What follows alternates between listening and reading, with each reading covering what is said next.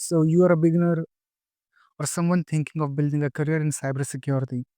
This guide is for you because in this guide I will explain everything, like which subjects you have to choose, which degree you have to pursue, and what are the skills that you need, from where you can acquire those skills, where you can practice, how to prepare for the job, and everything.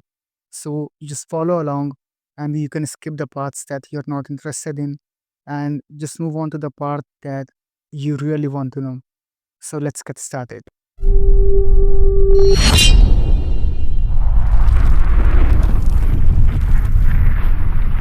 So let's start from the very beginning. Like you're someone from school, just focus on your studies. I will explain the skills if you have time, just focus on them. And if you're in school, after completing your 10th, you will have three options: science, commerce, and bio. You have to go for science, or you can go for commerce as well, because cybersecurity is heavily dependent on skills, not on the degree or any subjects that you have chosen in 12th or anything else. It just need skills. So if you have skills, you can get a job or build a career very easy. But to be on the safer side, just go for science, because then you can choose BTech in cybersecurity or CSE, and that will be a huge advantage comparatively to the people that don't have a BTech or computer science background. In the simplest language, your goal is to have a computer science background, no matter what subject it is. It can be BCA or BTech or a BSc in computer science.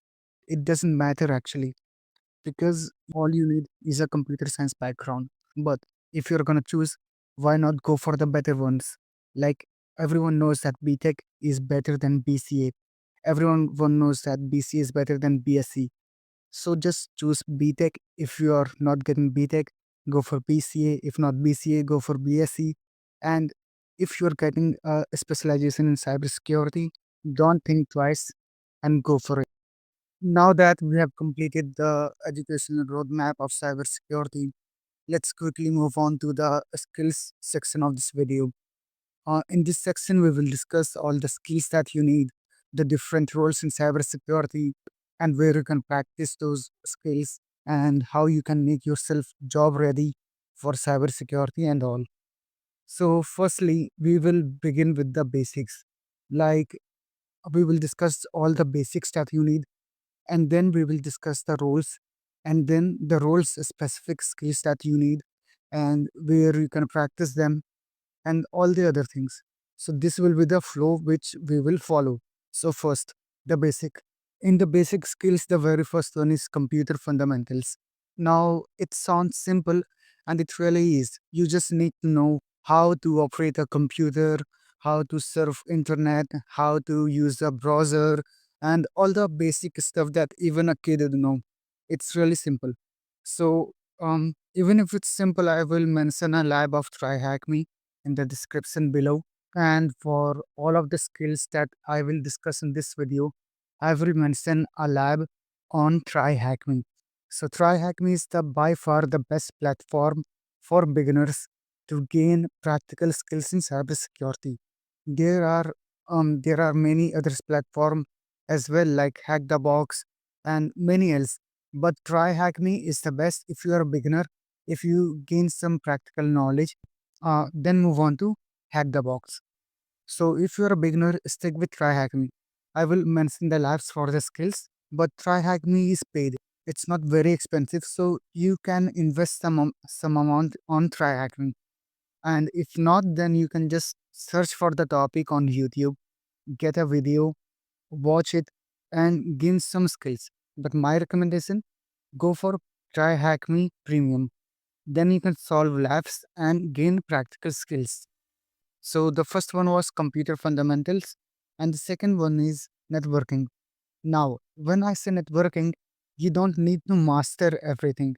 You just need to have a understanding of how internet works and how different thing works, like IP addressing, routing, switches, hub, OSI models, protocols, networks, clients, server architecture, and these are the basic things in networking. It may sound very hard if you're someone entirely new in cybersecurity or networking as well.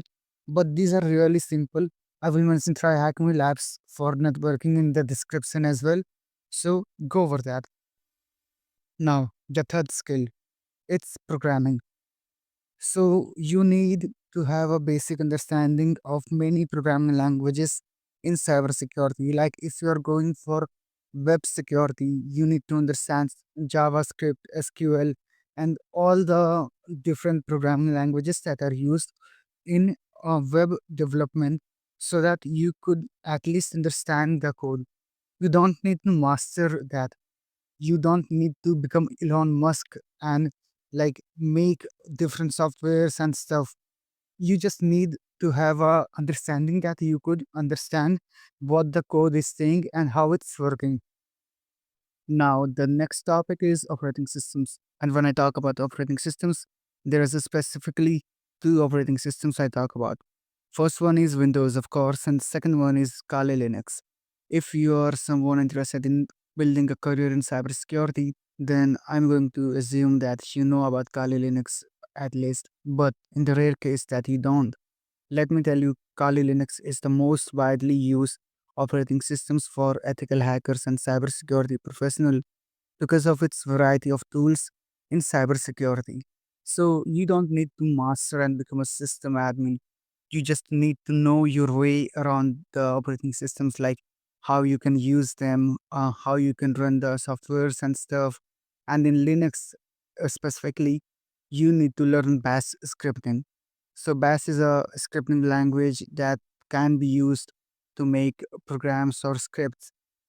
If you learn that, it will be a huge help because it's pretty much similar to the Linux commands that you are going to use in that operating system. And I don't need to repeat, I will be mentioning labs of TryHackMe in the description. Now it's finally time to explore different job roles in cybersecurity. So there are many job roles in cybersecurity. We will not be discussing all of them, just some of the major ones. So basically, they are divided into two parts. The first one is the defensive side, and the second one is the offensive side. When we talk about the defensive side, there can be many job roles such as incident responder, security analyst, or SOC, which we call, and a lot more. But most of the skills are similar, so I will be discussing just the basic skills and stuff. And the second one is, of course, the offensive side. And when I talk about the offensive side, it doesn't mean that it's illegal. It just means that with the owner of permission, you try to gain unauthorized access by which we can find the loopholes in the system and then we can fix it.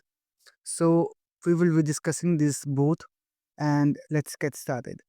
So we will begin with the defensive side. So the goal of the defensive side is to protect the company's assets from cyber attacks and threats.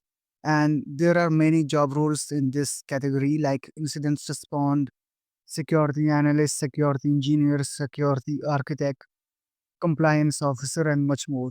And the skills that are needed are basically of the tools that are used in this system. Like there are firewalls and IDP or IPS, and then there's SIM tools, and then you need to know the security frameworks and the standards, and then the security principles like CIA triads and AAA triad, and there is a lot more, but it will take a completely different video if we were to discuss all of them.